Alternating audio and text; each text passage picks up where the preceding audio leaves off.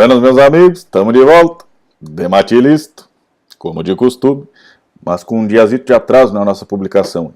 Por motivos de força maior, ontem, na quarta-feira, a gente não conseguiu fazer a gravação do vídeo, mas hoje já está tudo resolvido e estamos aqui para dar sequência na nossa série de vídeos Sistemas de Produção Agrícola em Terras Baixas. Esse que é o 8º vídeo da série.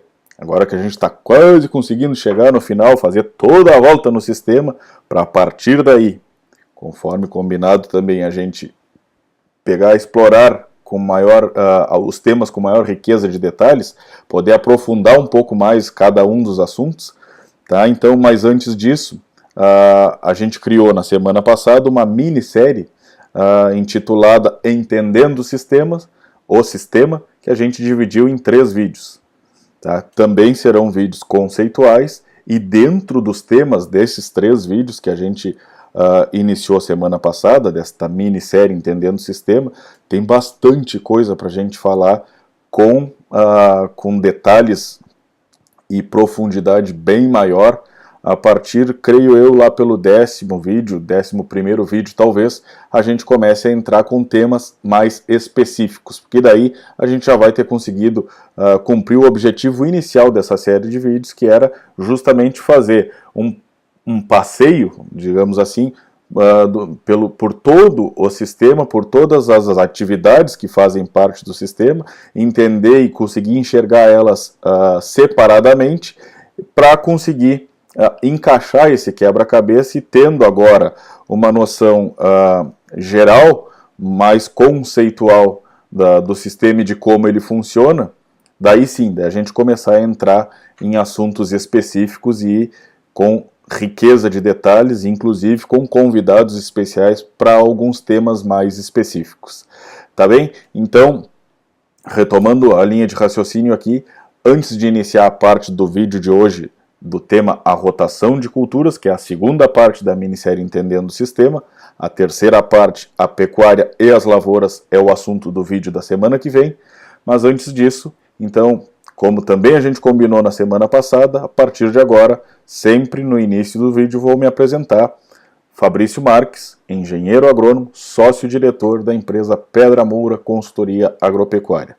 Então vamos para o tema de hoje, a rotação de culturas e as maneiras que a gente tem para fazer essa rotação dentro daquele modelo de sistema que a gente usou naquele planejamento de 4 anos que a gente usou no vídeo passado. Inclusive, vamos utilizar aquelas imagens que estavam no vídeo anterior para, a partir dele, a gente fazer o link, organizar o nosso raciocínio e, a partir daí, começar a desenvolver o assunto do tema de hoje.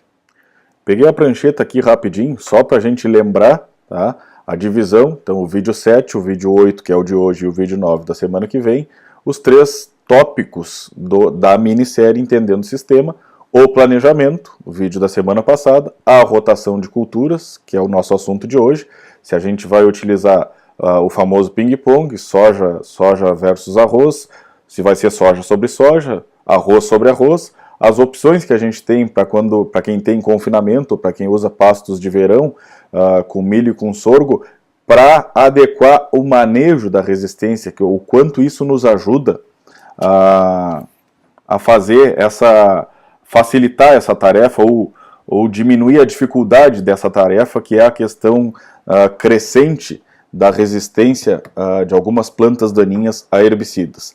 Tá? Então eu acabei deixando de lado ali a última parte, que é o vídeo da semana que vem, que seria a pecuária e as lavouras, com foco na parte mais operacional dessa questão aí, principalmente da questão da dificuldade do estabelecimento das lavouras em cima de áreas de pisoteio. Tá? Em resumo, é isso daí. Então peguei a prancheta só para a gente relembrar rapidamente quais são as 3 partes da minissérie Entendendo o Sistema, o que a gente já viu. Quem não viu, aproveita aí e volta, dá uma olhada no canal aí e anda para trás, faz favor. E inclusive, aproveita a deixa para convidar, se tu ainda não está inscrito no canal, te inscreve nesse botãozinho vermelho aí e após a inscrição ativa essa sinetinha, essa campanita que tem do lado aí, esse sinuelo, que é a ativação das notificações, porque daí cada vídeo novo postado no canal, o próprio YouTube vai te avisar via e-mail que tem vídeo novo no canal aí, facilitando a sequência dos assuntos para que tu não percas aí a linha de raciocínio, porque todos os vídeos a gente está sempre deixando um link para o vídeo seguinte, e cada início de vídeo a gente lembra alguma coisa que foi falado no vídeo anterior, tá bem? Então fica o convite aí para que tu te inscreva no canal, obviamente, se o assunto for do teu interesse, e convido a todos os demais que deixem as suas sugestões, seus comentários, as suas críticas, por que não? Até porque a gente não tem a mínima pretensão de saber tudo ou de ser perfeito, e todo e qualquer feedback é sempre bem-vindo. Então, seja um elogio, seja uma crítica, seja uma sugestão, seja um tema que vocês gostariam que fosse abordado, coloquem nos comentários aí e vamos trocando informação, que o conhecimento, quando ele é dividido, ele se multiplica. Bueno, então, indo para o tema específico do vídeo, mas antes eu queria fazer um relato de caso para vocês aqui. Essa questão da rotação de culturas, obviamente que isso é um preceito básico da agronomia, desde sempre, desde que existe agricultura, e justamente por conta disso, uma vez, creio que faz uns 5 ou 6 anos pelo menos, em Mostardas, durante uma palestra, estava fazendo uma palestra na Fazenda Cavalhada, para a Fazenda Cavalhada da família Martins, o seu Antoninho Martins, saudoso Antoninho Martins, o José Matias, o Leandro, enfim, toda a equipe da Cavalhada. Fica aqui meu abraço, aproveitando a oportunidade, e fazendo uma palestra para os clientes a Cavalhada é produtora de semente de arroz, e fazendo uma palestra para os clientes de semente da Cavalhada, e o tema era justamente esse, a rotação de culturas, arroz e soja. E eu fui interrompido no meio da palestra por uma pessoa que estava na plateia, simplesmente a pessoa, do nada, assim, no fundo do galpão: ora, rotação de culturas, gramínea e leguminosa, isso tem até na Bíblia. Eu comecei a rir e de fato, realmente concordei com a pessoa, mas para vocês verem o quão básico é essa questão, que quando falei sobre o tema, da importância da rotação de culturas, teve uma pessoa que se expressou desta maneira. Obviamente que não era o tema em si que era a novidade na região, e sim por ser naquela região que na época nem fazia parte do zoneamento agrícola para esta cultura em si. Então, e de uma maneira geral, mesmo em regiões que faz parte do zoneamento agrícola, a gente tem que se dar conta que está colocando a soja num ambiente que não é dela, em terras baixas, é uma cultura de terras altas, e muda bastante a questão da dinâmica da cultura numa realidade diferente da qual ela é adaptada, tá? Mas então esse case eu quis relatar isso para vocês, para chamar a atenção de que realmente a rotação de culturas é um preceito básico da agronomia, e por isso deve ser levado em consideração a sua tamanha importância, tá? Dentre outros fatores, a questão da quebra de ciclo de pragas e doenças, pois alternando os vegetais, os cultivos que estarão naquela mesma área a cada ciclo, são demandas nutricionais diferentes, sistema radicular e exploração do solo e de nutrientes de uma maneira diferente, hospedeiros de pragas e doenças também diferentes, tecnologias envolvidas, questões, ferramentas químicas principalmente, também diferentes. Então isso é extremamente importante para a sustentabilidade do sistema. Então uma das principais funções da rotação de culturas, fora a questão agronômica em si, do quão importante é para o balanço das interações biológicas que ocorrerão no solo, dependendo de qual a cultura que está naquele momento, as questões, as demandas químicas e físicas, enfim, muda toda a dinâmica, e por isso essa diversidade mantém a longevidade do sistema. Mas fora isso, fora esse benefício que uma cultura vai deixando para outra, justamente por essa quebra de ciclos, de pragas, de doenças e de demandas diferentes de químicas e físicas, o uso das ferramentas, das tecnologias envolvidas em cada um dos cultivos também nos permite fazer uma rotação tecnológica. E isso está diretamente ligado à questão da dificuldade do manejo da resistência. E a resistência se dá justamente por mau uso da tecnologia, por a gente usar tão somente uma tecnologia e não fazer a rotação. Assim como a monocultura também é problemática, uma única tecnologia envolvida na lavoura vai, obviamente, ter uma vida útil reduzida a partir do momento que a gente usar tão somente esta estratégia. Aproveitando o link para fazer a questão que a gente já bem falou bastante sobre a estratégia forrageira do inverno. Então não se faz ILP só com pastagem de inverno, precisa-se ter outras alternativas, seja campo nativo, seja pastagem perene, seja ciclos mais longos, seja confinamento, pastos de verão, enfim, a lógica é a mesma. Então, se para a pecuária uma única alternativa não é o suficiente, para as lavouras também não. E para a questão da resistência a herbicidas, muito menos. Então, esta é a outra questão vital para o sistema, o uso da rotação de culturas e da rotação de tecnologias dentro de cada uma das culturas. Então, aproveitar a opção que se tem, a oportunidade que se tem quando se está fazendo a rotação de culturas, de rotacionar a tecnologia envolvida com cada uma das culturas, porque tem tecnologias que são similares em mais de uma cultura, e daí se a gente mudar a cultura e não mudar a tecnologia, pouco vai adiantar para esta questão específica da resistência a herbicidas. Tá? Então esse é o primeiro ponto. O segundo ponto, para a gente acho que é importante conceituar a rotação de culturas. A rotação de culturas é diferente de sucessão de culturas.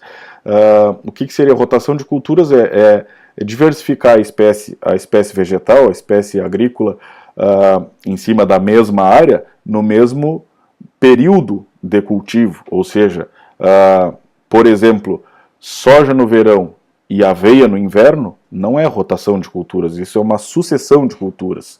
A rotação tem que ser alternar o cultivo agrícola no mesmo período, ou seja, culturas de verão rotacionadas com culturas de verão e culturas de inverno rotacionadas com culturas de inverno. Senão a gente está fazendo tão somente uma sucessão de culturas e dentro daquele período de cultivo uma monocultura. Tá bem? Então acho que essa questão conceitual também é bastante importante da gente frisar aqui. E agora o próximo e último passo do vídeo, vamos pegar os 3 exemplos que estavam anotados na nossa prancheta. Vamos começar quando a gente tem soja sobre soja, arroz sobre arroz, e encerrar com o famoso ping-pong. Vamos abordar alguns detalhes, obviamente relacionando com o sistema, com a integração com a pecuária, mas algumas questões específicas da lavoura em si, e já deixando um link feito para que a gente possa abordar esses assuntos com uma profundidade maior e com uma riqueza de detalhes bem mais ampla nos próximos vídeos, assim que a gente encerrar essa minissérie Entendendo o Sistema, que daí sim a gente já vai ter concluído aquela volta que a gente sugeriu, a volta completa no sistema, para que a gente entenda o sistema de uma maneira mais ampla, mais conceitual, para depois entrar na parte específica. Tá bem? Então agora, para encerrar o vídeo, soja sobre soja, arroz sobre arroz e o famoso ping-pong, soja e arroz se alternando a cada ano, cada uma das culturas trocando de lugar nas áreas. Então, para encerrar o vídeo de hoje, eu vou citar algumas características, seja vantagem ou desvantagem, facilidade ou dificuldade, pró ou contra, de cada uma dessas maneiras de fazer a rotação, e deixar em aberto esses temas para que a gente, que sejam assuntos de vídeos futuros para a gente abordar com profundidade. Eles podem e devem ser temas de alguns outros vídeos mais para frente aí para a gente falar com bem mais calma, bem mais detalhadamente sobre cada um deles. Tá? Então a questão eu estou olhando para o lado porque eu anotei ali na planilha para me facilitar aqui para que eu não perca a linha de raciocínio. Mas então a começar pela soja sobre soja. Soja sobre soja, de uma maneira geral, se tinha inicialmente, já está um pouco diferente isso hoje, a impressão que era vantagem colocar soja sobre soja, porque geralmente em áreas virgem, que ainda não havia sido cultivada soja, se tinha uma dificuldade da nodulação da soja. Então a fixação biológica de nitrogênio ficava comprometida. Já se tem hoje inoculante que tem uma alta capacidade, uma alta eficiência, mesmo em áreas virgens, de conseguir fazer uma boa nodulação e a soja já no primeiro ano ter uma alta capacidade de fixação biológica de nitrogênio, minimizando bastante essa questão. Mas ainda tem bastante gente que prefere repetir soja sobre soja por esta questão da nodulação em si. Então, talvez porque ainda não utilizou algum inoculante de maior eficácia, mas enfim, é um ponto onde as pessoas ainda se pegam para repetir soja sobre soja. Outras questões que deve se cuidar, essa seria uma vantagem, né, vista por esta ótica, mas uma desvantagem é soja sobre soja, principalmente em área de pisoteio, a gente tende a aumentar a questão das doenças radiculares. Então, principalmente Phytophthora e Fusarium, para quem andou pelas lavouras esse ano, deve ter visualizado alguma questão aí de fungos de raiz, tá? Principalmente depois daquelas chuvaradas de janeiro se notou bastante. Então, isso é um ponto de se cuidar, tá? Que tem relação direta com a questão da compactação do solo. E em área pisoteada, se a gente já tem características dos tipos de solo de terras baixas de ter uma camada compactada, que deve ser rompida, e esses detalhes a gente vai entrar depois na parte operacional e com muito mais detalhe ainda nos vídeos específicos sobre isso, mas se a gente já tem característica do solo de ter uma camada compactada e ainda mais o pisoteio intensificando isso, então essa questão de soja sobre soja tende a aumentar a importância do cuidado com essa questão dos fungos de raiz. Tá?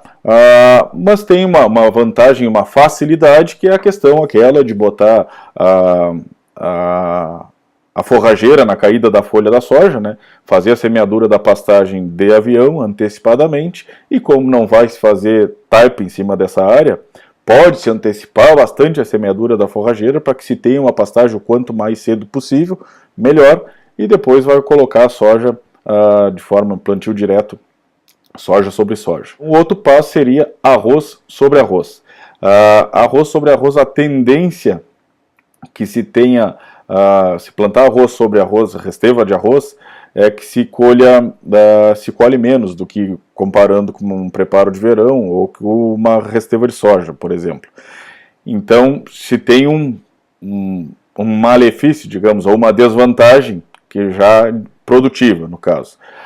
O segundo ponto que deve se cuidar bastante é a incorporação da palha, pois a palhada do arroz, quanto mais tempo a gente levar para incorporar essa palha, tanto pior para lixiviação e perda de potássio no sistema. Uma alternativa que a gente tem para a questão o arroz sobre arroz, inevitavelmente a gente vai ter que fazer um preparo, porque é muito difícil, a gente não tem a opção de fazer um plantio direto em cima dessa área. Ou não. Na verdade, essa é uma das alternativas quando se tem que fazer, repetir a área de arroz sobre arroz, que às vezes é uma estratégia da pecuária que força com que o arroz seja repetido, que a lavoura não possa fazer o ping-pong, ou em alguns casos, que eu citei no vídeo passado, de exemplos de propriedades que tem somente soja e pecuária, tem alguns casos da propriedade ter apenas arroz e pecuária e não ter a soja no sistema ainda, que não é o objetivo da nossa série de vídeos, mas a gente tem que falar sobre isso também porque existe. Então o próximo passo é mostrar para vocês aí um case que a gente fez em 3 ou 4 anos atrás, junto à Estância Tamanca, que integrando a pecuária com a lavoura de arroz, se conseguiu fazer arroz quase que de uma maneira direta, arroz sobre arroz, plantando a resteva. Vou mostrar para vocês então a condição que ficou de pisoteio à área e como que a gente fez para conseguir incorporar toda aquela palhada, bastante nível de palha, sem fazer o preparo, obviamente, e depois como que a gente fez para implantar a lavoura em cima dela. Tá? Então esse vai ser o último passo, vou encerrar o vídeo de hoje falando sobre esse case.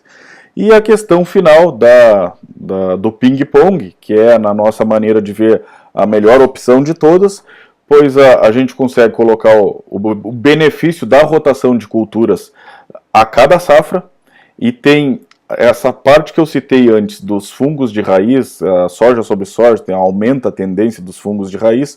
Quando a gente faz a rotação com o arroz e a soja vai para cima da resteva do arroz, diminui drasticamente a questão dos fungos de raiz. Então seria o arroz na resteva da soja, a soja na resteva do arroz. Obviamente que neste caso a soja vai acabar sendo num sistema de plantio convencional, mas novamente volto a frisar o link que foi feito agora há pouco, com a questão da compactação dos fungos de raiz. Então essa maneira de fazer o cultivo se torna de certa forma necessária. Tá? E o arroz sim, daí o arroz vai para cima da área fazer um plantio direto, e a maneira, no próximo vídeo a gente vai explorar essa questão da parte operacional. De fato, no final das contas, no frigir dos ovos, é mais fácil colocar o arroz em área de pisoteio do que a soja, por incrível que pareça.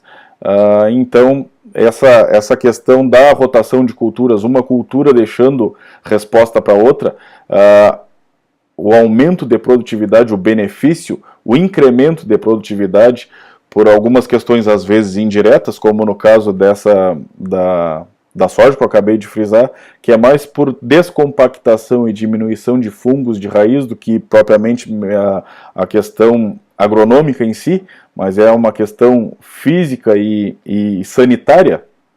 Tá? E o arroz sim, tendo o benefício da melhora de fertilidade, que acaba ficando o resíduo de fixação de nitrogênio que a soja deixa no solo, e o benefício do plantio direto, que a gente consegue fazer então nas áreas quando a soja vai sair. Daí tem que se ter o cuidado de fazer a semeadura da forrageira de inverno próximo da colheita da soja, para que não caia a gente não cometa aquele erro do azevém já estar tão bem estabelecido que na hora de fazer as taipas após a colheita da soja a gente acabe ficando sem plantas nas taipas, acabando ficando com as taipas peladas. Então esse é um cuidado bastante grande que tem que ter. De novo, vou deixar para abordar isso com maior detalhe no próximo vídeo e ainda mais nos vídeos sobre estas questões específicas. Mas o objetivo desse vídeo então era a gente abordar essas possibilidades e elencar, provocar vocês sobre alguns temas que a gente pode e vai abordar em vídeos na sequência. Tá? Então agora, para encerrar, vou mostrar em formas fotográficas também, relatando para vocês como que foi feita a questão desse preparo semidireto lá na Estância Tamanca, onde a gente colocou arroz sobre arroz, sem a necessidade de fazer um preparo convencional, mas fazendo algumas operações na área. Tá bem? Vamos então para a última parte e encerrar o vídeo de hoje. Utilizando novamente a alternativa dessas imagens, então eu vou mostrar para vocês aí, antes de colocar as imagens, fazer um relato do que foi feito. Então, primeiro, para fazer esse tipo de situação, a primeira coisa é definir a área que isso vai ser feito. Então, para se ter a possibilidade de repetir uma resteva sem preparo, primeiro tem que se definir qual a área que vai ser feita. A colheita deve ser no seco, porque não pode fazer rastro. Se fizer rastro na área, já vai ter que ter alguma operação para corrigir esses rastros, já complica tudo. A questão das colheitadeiras, picador, espalhador de palha é fundamental, coisa que a gente não tinha, inclusive, nesta área. A gente conseguiu resolver, mas foi um problema bastante grave, porque a gente tinha leiras grandíssimas de palha, que dificultou bastante, inclusive depois no plantio ainda, mesmo, vocês vão ver as fotos em seguida, mas mesmo com a alternativa que a gente encontrou para incorporar a palha, ainda assim, onde a gente tinha aquelas leiras, o estabelecimento da lavoura foi dificultado, e o stand obviamente era menor, tá? Mas então são duas questões fundamentais antes da colheita. Então a primeira é definir a área e colher no seco. Durante a colheita, a questão do picador de palha, picador e espalhador de palha. Após a colheita, o ideal é que se coloque